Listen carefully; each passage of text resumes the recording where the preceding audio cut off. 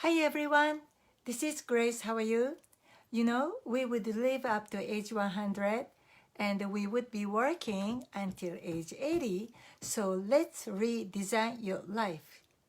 The one of the lifestyle that I'm enjoying myself is called portfolio worker. Portfolio worker. That means I have multiple businesses and multiple jobs. Ever since I became poor, and ever since I lost my hospital job at age 25, when I requested family leave of absence to take care of my sick father, I was let go. Because back then in the United States, the only leave of absence they had was maternity leave. They didn't have family leave of absence. So that's why my boss told me either I fly back and start working very next morning or turned in the letter of resignation. So since then, I learned how to have multiple businesses. I learned how to have multiple careers. So since then, it was the most difficult question for me to answer. When people ask me, Grace, what do you do for a living? Or what is your job? I couldn't answer because I didn't have single business or single job. I had multiple jobs or businesses, and I had multiple streams of income. I've been doing this for over 20 years, and finally, the other side of the world is catching up, and now they are recommending. This is the book. I highly recommend you to read The 100-Year Life in this book. The author one of the lifestyle the author recommend is a portfolio worker. That's me. And this is great because I love what I do. I have a freedom to choose. And I realize one of my strengths is international traveling. I was only 16 years old when I came to the United States to study at high school alone. So since age 18, I've been a jet setter. I've been traveling internationally. So that's all the travel tips that I acquire since age 16, which is natural to me, but I know gonna be very useful. So I'd like to share with you. Yesterday, I posted a video that I took in Rome at the Trevi Fountain. And the Trevi Fountain, when you take pictures, your face always becomes dark and the Trevi Fountain becomes bright. And I found a way to take your beautiful pictures. So today is day 2 of this traveling tip. I'd like to share with you how to be nice and smart when you're having meals or dinner in a restaurant with your friends. Because it's always so much fun when you can travel with the friends and when you can go out on business trip with the friends that you love. That's the beauty of portfolio worker, that you get to do what you love to do with the good people, the friends. You can have fun while you are making money. So, like me last week, I was traveling on business as a group of 4 of us. And we enjoy lunch and dinner in Italy and France. And when it comes to paying a bill, this is what you do. We were a party of 4. So you just give them, each one of us, show them the 4 credit card and have them equally split. So they would do that in the United States or Canada. They will do that for you. And then the price in the States and Canada, the tip is not included. Unless you have a party of 6 or 8, then sometimes the restaurant automatically add 15% tip. But otherwise, you have to add a tip, right? So when you receive the check, you give them all of your credit card, one of you each. And then when you come back, you just add the tip, and that's it. But in Europe, like France and Italy, the waiters and waitresses, they have handheld mobile processor.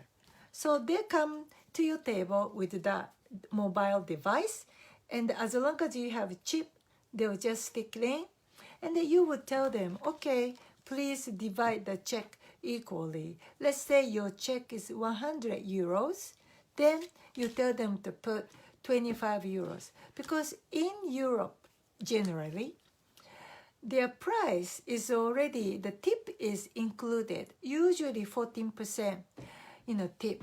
In France, they say service compris. Service compris, meaning tip is included. And up until yesterday, I was in Paris, and they say 14% service included. But they write it in their language. So if you are English speaker, you have no idea. And sometimes the bad server, which happened to me too yesterday. So this server, they think I don't know anything. Sometimes they think you don't know anything, or they think you are stupid. So they just create a story. Oh, this 14% is a consumption tax. It's not tip. You have to add the tip.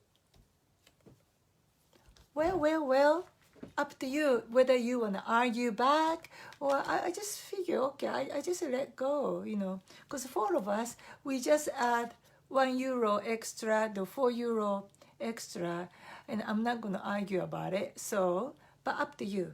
So anyhow, just the general rule of thumb in Europe, it's a service compris. The tip is included. So just like Hong Kong, you just have to put just small change to round up the number. If it's like a 98.5 euro, then you make it 99 euro or 100, something like that. So anyhow, you tell your waiter or waitresses what is the total amount, and you would do that so they can split. And also, it is always a good idea to call your credit company before you go to Europe or United States. If you don't really travel to those countries. If you are domestic traveler, you only travel within your country, and then for the first time you're going to go abroad, then your credit card company, to protect you, they might temporarily freeze your transaction if charges are coming from overseas. They were afraid somebody steal your credit card and using overseas. So it is always a good idea to give them a call and let them know the duration of your trip, like tell them you are going from this day until this date, and also the countries you will be visiting, like France and Italy, or Singapore and Malaysia, something like that, so that they will make a note of it, and usually your transaction would go much smoother than if not telling them, okay? And then another one is that I love American Express. I use American Express myself, but as you know, there are restaurants and stores don't want to accept American Express or diners because they say they charge higher service fee. If that's the case, always bring Amex and the Visa card or MasterCard. Just make sure you take those two. And I was surprised this time in Rome, there is a very famous 5-star restaurant that I always go. And I think maybe they changed the management. This time, they refused to take American Express. Funny, up until last year, I was able to pay at that particular restaurant by Amex, but this time they say no. And I left the Visa card in my hotel room, the safe deposit box. I only carry this one, so I have to ask my friend to pay for me, and later I have to pay her back. But so always don't leave home without Visa. Don't leave home without at least one Visa and the Amex or Diners. And one last thing. If you are like me, if you are a portfolio worker, if you have side project, side business, or if you are a small business owner, always have 2 separate credit cards. Like even the same Amex, one for your personal use, and the other for business account. Just have a regular personal card and a business account, and whatever you feel is a business expense, charge it to business card, and if not, just use your personal. By doing this, it will be much nicer at the end of the year when you are preparing to file tax. So as much as possible, have 2 cards, personal and a business purpose credit card. Okay, that's all for today. I'll see you tomorrow. Bye bye.